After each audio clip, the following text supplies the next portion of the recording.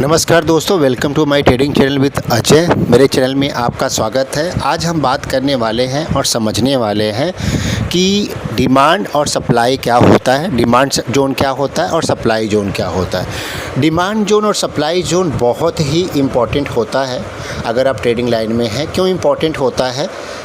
Demand supply zone अगर आपको पता है तो आप ट्रैप नहीं होंगे और आपका लॉस नहीं होगा। तो चलिए उसको समझते हैं और इस वीडियो को आप लास्ट तक देखिए, तभी आपको समझ में आएगा। और अगर आप चैनल पे नए हैं तो प्लीज़ चैनल को सब्सक्राइब कर दीजिए और लाइक कर दीजिए। तो चलिए अब आगे बढ़ते हैं इस वीडियो में। तो आप देख सकते हैं स्क्रीन पे मैंने चार्ट लगाया। अब इसमें देखेंगे तो डिमांड क्या होता है, सप्लाई क्या होता है, उसको समझते हैं और कैसे आपको ट्रेड लेना है और कब वेट करना है। जो सपोर्ट होता है मार्केट का, ठीक है, नीचे आप देखेंगे डिमांड जोन लिखा है और ऊपर सप्लाई जोन। नीचे का जो सपोर्ट होता है उसको डिमांड बोला जाता है। मार्केट कभी भी आप देखेंगे तो ये लेवल पे आएगा, आ रहा है, ऊपर गया, सप्लाई पे मतलब रेजिस्टेंस पे टच किया तो उसको क्या बोला जाता है, सप्लाई। और वहाँ टच होने के बाद फिर नीचे आता है सपोर्ट पे, मीन्स डिमांड जोन पे आके सपोर्ट लेके फिर ऊपर जाता है। तो अब इसके बीच में ट्रेडिंग नहीं बनता है। आपको वेट कब करना है कि जब तक डिमांड जोन पे आके सपोर्ट नहीं लेता है, मतलब सपोर्ट पे आएगा वहाँ डिमांड जोन पे, फिर आप बाई कर सकते हैं। आप बैंक निफ्टी हो या फिन निफ्टी हो या स्टॉक हो, सबके लिए सेम होता है।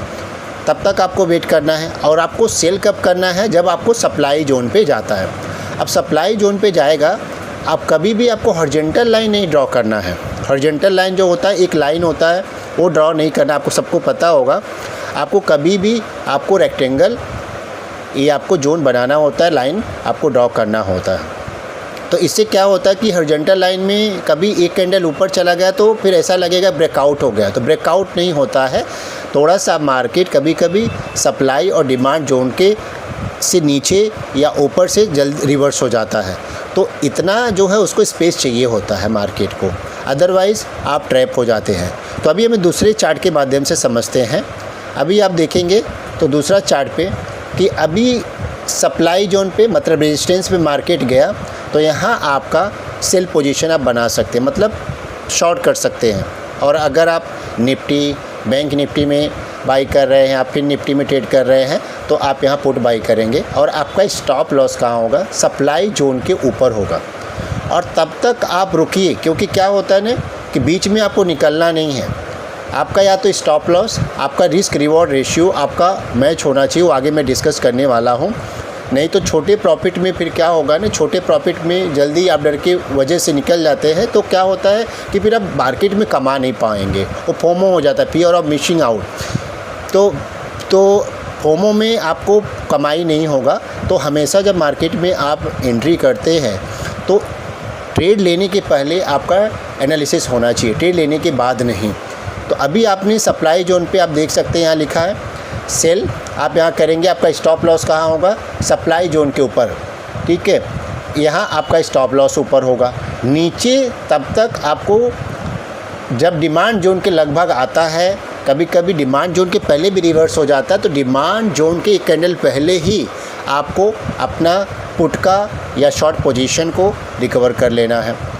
अभी डिमांड जोन से जब ब्रेकआउट होता है नीचे की तरफ, तब जो है डिमांड जोन जो होता है वो सप्लाई जोन का काम करता है, ठीक है। और ऊपर जब सप्लाई जोन से ब्रेकआउट होता है ऊपर की तरफ, तो सप्लाई जोन जो होता है रेजिस्टेंस, वो फिर सपोर्ट हो जाता है।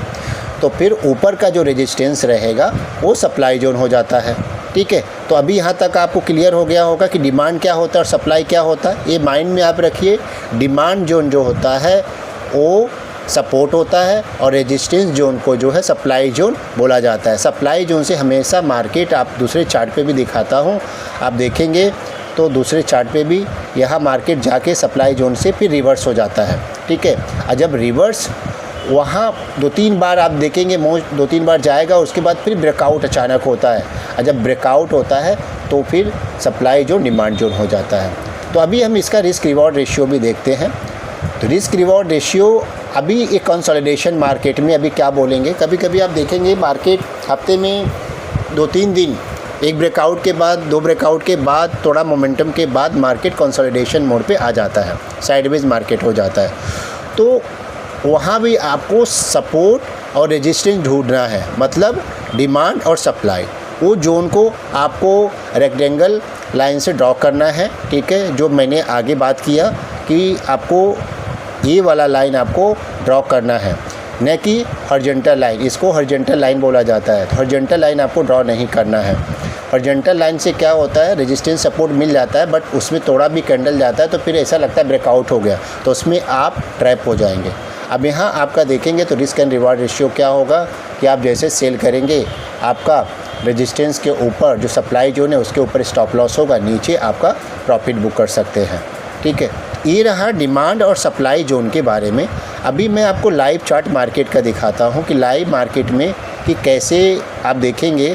तो चार्ट लगाया मैंने, आप चार्ट पे देखेंगे बैंक निफ्टी का, ठीक है। यहाँ आप ट्रेंड लाइन आपको पता नहीं होगा तो ट्रेंड लाइन का मैं वीडियो अलग से बना दूंगा, लेकिन ट्रेंड लाइन अगर आप नए हैं तो ट्रेंड लाइन बहुत ज़रूरी होता है। अभी यहाँ 3-4 दिन से मार्केट बैंक निफ्टी जो है नीचे जो है ये ट्रेंड लाइन को फॉलो कर रहा है। और ट्रेंड लाइन कभी भी आपको देखना है 15 मिनट्स का चार्ट पे देख सकते हैं। प्रैक्टिस करना ज़रूरी होता है, क्योंकि ट्रेंड लाइन से पता लगता है कि मार्केट का डायरेक्शन नेक्स्ट क्या होने वाला है और प्रेडिक्ट आप कर सकते खुद ही। तो ट्रेंड लाइन फॉलो कर रहा है। ये ऊपर देखेंगे, पहला जो था ट्रेंड लाइन के ऊपर गया, उसके बाद फिर वहाँ से ये सप्लाई जोन उसका हो गया, नीचे आता है मार्केट, फिर से कोशिश करता है ट्रेंड लाइन ब्रेकआउट करने का सप्लाई जोन को, फिर से मार्केट नीचे आ जाता है और सपोर्ट पे लेता है, डिमांड पे सपोर्ट लेता है। तो अभी आप देखेंगे आगे चल के जो है बैंक एक्सपायरी था, आगे जाके नैरो हो जाता है। नैरो में अब उसको ब्रेकआउट ट्रेंड लाइन या सपोर्ट मतलब सप्लाई जोन या डिमांड को ब्रेकआउट करना ही पड़ता है, क्योंकि अभी उसके पास टाइम, उसके पास जो प्राइस अभी मोमेंटम छोटे छोटे कैंडल बनना चालू हो जाते हैं। तो बाद में देखेंगे तो आज ब्रेकआउट लगभग 700 प्लस निफ्टी का ब्रेकआउट हुआ। तो इसमें आप देखेंगे अगर OTM का कॉल पुट लेते तो ऑलमोस्ट आप देखेंगे तो 5-7 पॉइंट्स मिला, लेकिन हमेशा नहीं मिलता। इसके लिए आपको आराम से बैठना पड़ेगा और देखना पड़ेगा। तो जब कंसोलिडेशन मार्केट में रहता है तब आपको छोटे छोटे प्रॉफिट के साथ निकलना होता है और कैपिटल को प्रोटेक्ट करना होता है। तो अभी हमने इस वीडियो में समझा सप्लाई जोन क्या होता है, डिमांड जोन क्या होता है। उसके लिए आपको जो है ये वीडियो देखिए और प्रैक्टिस कीजिए, और डिमांड और ट्रेंड लाइन भी देखना ज़रूरी होता है। और इसका जो है आप 1 आवर का भी चार्ट देख सकते हैं, आप मंथली जो है डेली का चार्ट देख सकते हैं। तो उससे आपको पता लगता है कि मार्केट का ट्रेंड क्या है और सप्लाई जोन क्या है, नेक्स्ट क्या हो सकता है। और जब तक आपको डिमांड और सप्लाई, अगर आपको पुट बाई करना है तो आपको सप्लाई जोन का वेट करना ही है, बीच में आपका एंट्री नहीं, अदरवाइज़ आप ट्रैप हो जाएंगे। और जब आपको कॉल बाई करना है तब आपको डिमांड तक रुकना है, मतलब सपोर्ट तक, तभी डिमांड जोन में ही आपको कॉल बाई करना है। और जब ब्रेकआउट होता है तब आपको कॉल बाई करना है, और ब्रेकडाउन होता है तो आपको पुट बाई करना है। तो ये वीडियो रहा डिमांड और सप्लाई के बारे में। तो अगर ये वीडियो अच्छा लगा है तो प्लीज़ लाइक एंड सब्सक्राइब करना न भूलें। Thank you so much.